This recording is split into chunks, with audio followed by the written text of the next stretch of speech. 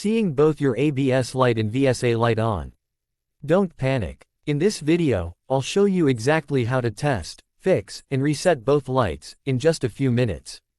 And no, you don't need a mechanic. Let's fix it. Step 1. Check the brake fluid level. Open the hood and locate the brake fluid reservoir. If the level is low, top it up to the max line.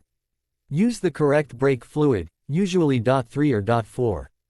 Low fluid is a common cause of ABS and VSA lights. Step 2. Clean the ABS wheel sensors. Go to each wheel and find the ABS sensor near the brake disc. Dirt, rust, or debris on these sensors can trigger warning lights. Wipe them gently with a cloth or soft brush. Also, check the wires. If they're broken, the sensor won't work.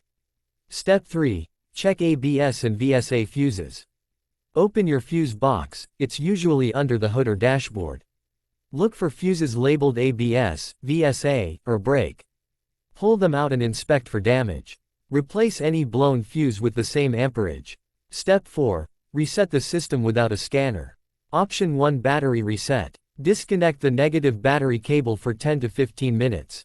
This resets your ECU and can clear the ABS and VSA lights. Reconnect the cable, start the car, and check the dashboard.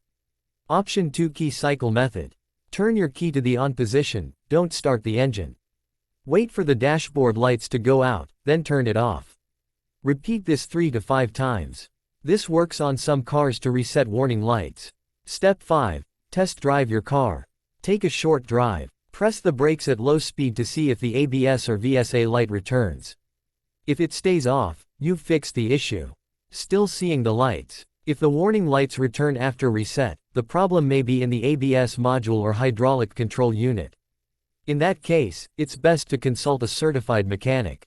If this video helped you fix your ABS or VSA light, tap that like button. Subscribe now for more easy dashboard warning light fixes and DIY car repair tips.